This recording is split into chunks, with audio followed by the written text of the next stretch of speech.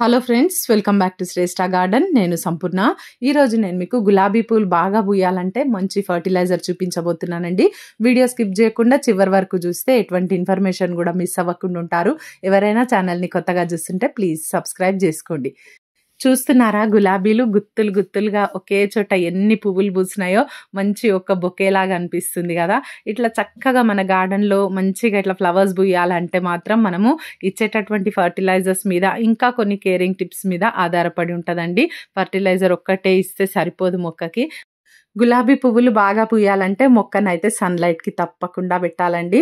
మీరు నీడ ఉన్న ప్లేస్లో పెట్టి ఎన్ని ఫర్టిలైజర్స్ ఇచ్చినా కూడా అసలు పువ్వులు సరిగా పూయవు. 1-2 పూస్తాయేమో కానీ అంతకు మించి ఉండవు.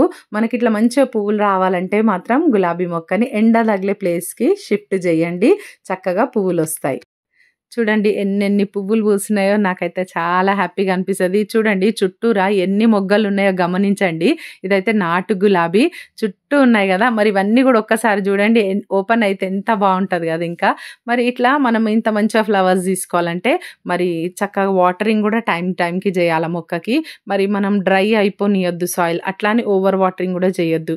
ఈ రెండు చేయొద్దండి. ఓవర్ వాటరింగ్ చేయొద్దు, లెస్ వాటరింగ్ చేయొద్దు. ప్రాపర్గా టైంకి మొక్కకు అవసరమా లేదా చూసుకొని, మట్టిలో తేమ తడి ఉందా లేదా చూసుకొని వాటరింగ్ చేయాలి.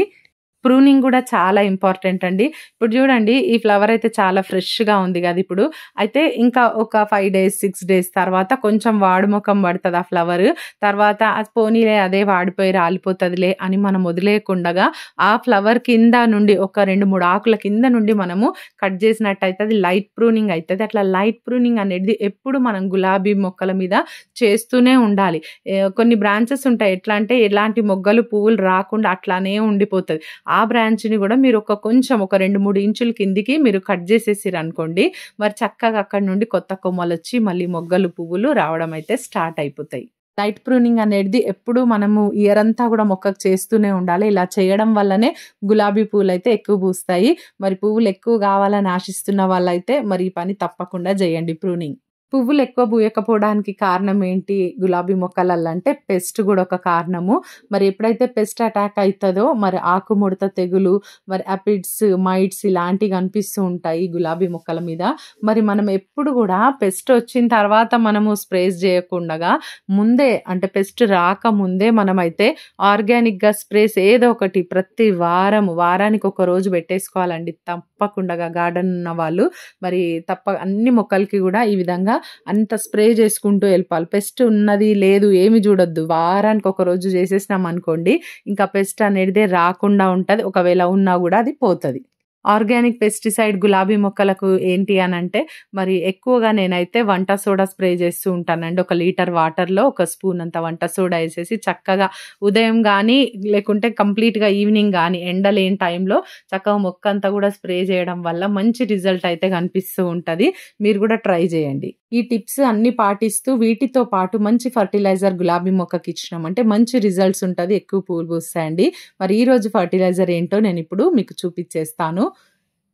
చూడండి, ఇక్కడ ఆలు పీల్స్, ఇవి ఆలుగడ్డ పీల్ చేసిన తర్వాత వాటిని బాగా నేను ఎండకు పెట్టేస్తాను. చూడండి, అస్సలు పడేయను. ఆలు పీల్స్ చాలా పొటాషియం ఉంటుందండి. మంచి ఫర్టిలైజర్గా మన మొక్కలకి వాడుకోవచ్చు. వీటిని ఎన్ని రకాలుగా వాడుకోవచ్చు అనేది కూడా ఈరోజు నేను మీకు వీడియోలో చూపిస్తాను.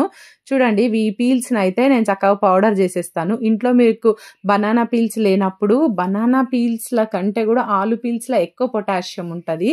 చూడండి, చక్కగా ఇట్లా పౌడర్ లాగా చేసేసుకోండి. ఈ తయారు చేసుకున్నటువంటి ఈ ఫర్టిలైజర్ని నేను మొక్కకి ఎలా ఇస్తానో కూడా చూపిస్తానండి. మరి ఒక పొటాషియమే కాదు, ఈ ఆలు పీల్స్ ఫర్టిలైజర్లో సమృద్ధిగా మన మొక్కలకి కావాల్సినటువంటి మెగ్నీషియము, ఫాస్ఫరస్, నెక్స్ట్ నైట్రోజన్ ఇవన్నీ కూడా ఉంటాయండి. ఫర్టిలైజర్ ఇచ్చే ముందు మట్టి అంతా కూడా లూజ్ చేయండి. ఏ పాట్లో అయితే ఇస్తారో ఆ పాట్లో చూడండి, ఈ విధంగా మట్టి అంతా కూడా లూజ్ చేసినాక మంచిగా, అంటే మనం ఇచ్చే ఫర్టిలైజర్ మంచిగా మొక్క గ్రహించుకుంటుంది ఈ విధంగా లూజ్ చేయడం వల్ల. చూడండి, మట్టిలో తేమ ఎప్పుడు ఇలా ఉండాలన్నమాట. చూస్తున్నారా, మరి పొడిగా డ్రైగా అవ్వనియొద్దు గులాబీ మొక్కలలో ప్రత్యేకించి. అట్లా అని ఎక్కువ బురదగా కూడా ఉంచొద్దు, అట్లా అని డ్రై కానియద్దు. ఓకేనా. మరి ఈ మొక్కకి నేను ఇప్పుడు నా దగ్గర పీల్స్ కొన్నే ఉండే, కొంచెమే తయారైంది పౌడరు.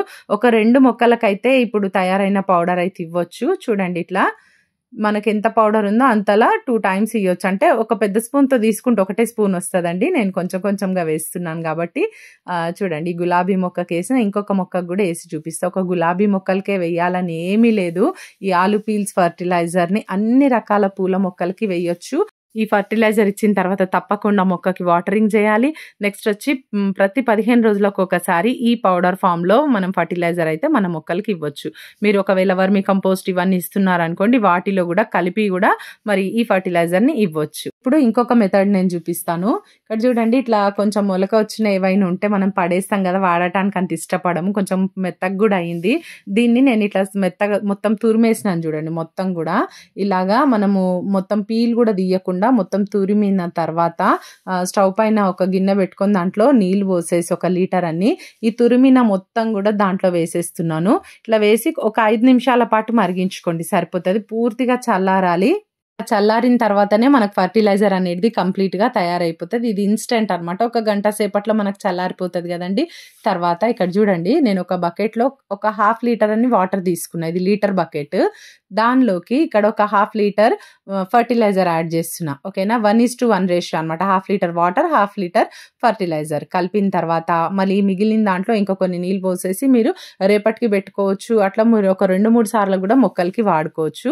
ఇప్పుడు ఈ ఫర్టిలైజర్ మనం తయారు చేసుకున్నాం కదా 1:1 రేషియోలో మరి ఒక 4 మొక్కలకైతే నేను ఇస్తానండి. ఫర్టిలైజర్ మనం ఎప్పుడు కూడా అంటే మనం ఇట్లా తయారు చేసినవి వేస్ట్‌గా కింద డ్రైన్ హోల్స్‌లో నుండి పోయేటట్టుగా కాకుండా నార్మల్‌గా మనకి మొక్కకి ఎంత అవసరమో అంత ఇస్తే సరిపోతది.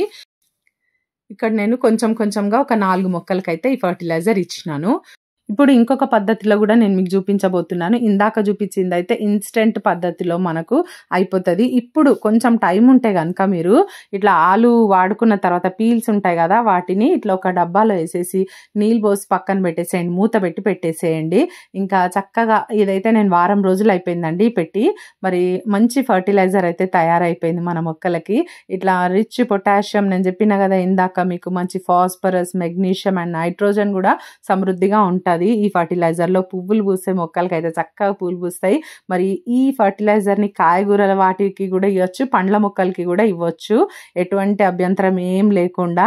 ఎంత రేషియోలో వాటర్ డైల్యూట్ చేయాలో చెప్తాను. చూడండి ఇక్కడ సేమ్ ఇందాకట్లాగానే లీటర్ బకెట్ ఇది. దాంట్లో హాఫ్ లీటర్ మాత్రమే వాటర్ తీసుకున్నాను. అంటే సగము. ఇంకా సగం నేను ఈ ఫర్టిలైజర్‌ని కలుపుతున్నాను. ఇంకా మీరు నన్ను అడిగితే ఇంకా కొన్ని వాటర్ ఎక్కువ కలిపి మీరు పల్చగా ఇయ్యడమే చాలా బెస్ట్. కానీ ఎట్టి పరిస్థితిలో డైరెక్ట్‌గా ఫర్టిలైజర్‌ని థిక్‌గా మీరు మొక్కలకి మాత్రం అస్సలు ఇవ్వకండి. ఎందుకంటే మొక్కలు పాడైపోయే అవకాశం ఉంటది. ఇందాక నేను చూపించిన ఇన్‌స్టంట్ ఫర్టిలైజర్ అదే మనం వేడి నీళ్ళలో బాయిల్ చేసి చల్లార్చి ఇచ్చినాం కదా!